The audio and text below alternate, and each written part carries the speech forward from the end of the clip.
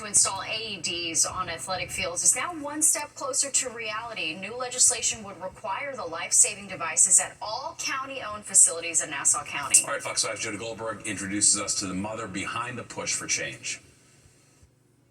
Robbie Levine was just 9 years old. His mom, Jill, says he was full of life, dreams, and he was a natural on the baseball field. He died literally doing what he lived for. Robbie went into sudden cardiac arrest during a Little League practice back in 2005. There was no AED nearby, and there was no time to wait. We've had multiple people tell us that if there was an AED at the field, that Robbie would be alive.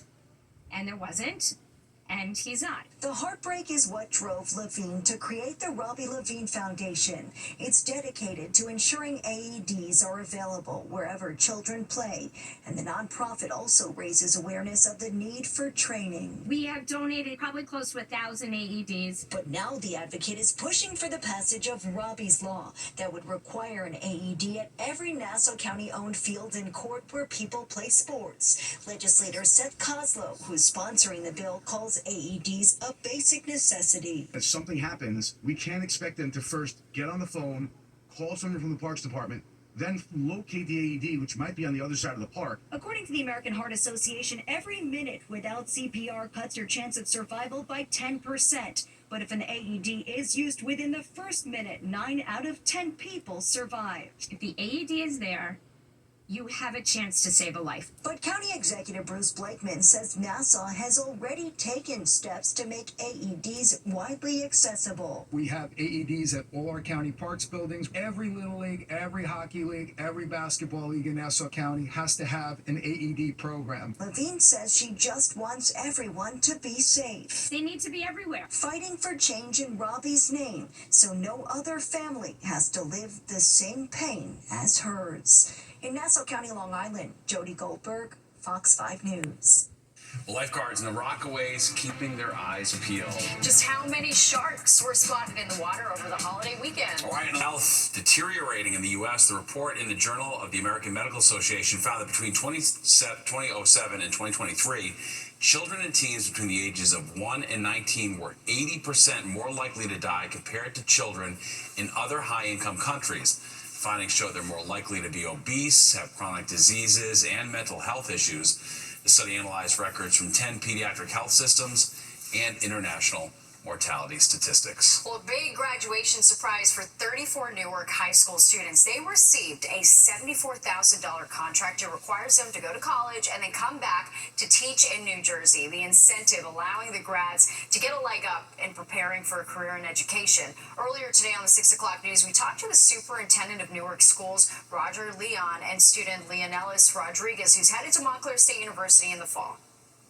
Very excited. I feel like it's such a great opportunity to have because you have like 30 college credits, you have a signed contract, and you're able to come back and give back to your community as well in Newark. So I'm excited about that. And when these students return and start teaching, their $74,000 salaries nearly double the average starting salary in the state. Good for them. She's an impressive young woman. Yeah. All right. Well, there's a new coffee shop in town, and it's coming after customers looking for a cheaper, more exotic alternative to Starbucks. But are customers buying it? We sent Fox 8's Dwight Geraldino to give it a try. Luckin Coffee has more than 24,000 stores in Asia, most of them in mainland China. Now it's opened 2 shops in Manhattan, one in Greenwich Village and the other one in Chelsea. I think it's kind of different versus Starbucks. There's more matcha option and more non-coffee options versus Starbucks is more like coffee-based. The drinks aren't just different. Think creamy matcha, coconut milk, and sweet foam toppings.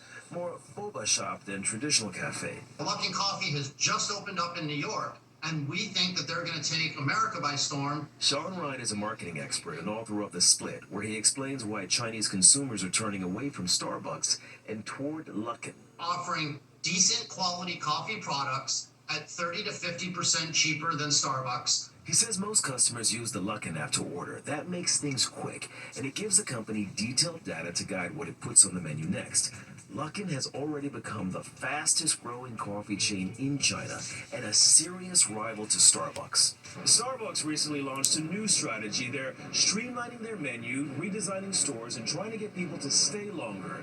Luckin, on the other hand, they're going in a different direction. Luckin provides a decent cup of coffee. It's not luxurious. It's not high-end. If you're a coffee connoisseur, you're probably going to take a sip of their coffee and say, this is not a good cup of joe. And at least for its first few customers in New York, that no-frills strategy seems to be working. This is the first time you've been to this one? No, it's already the second time I went because I really like it, so I came back.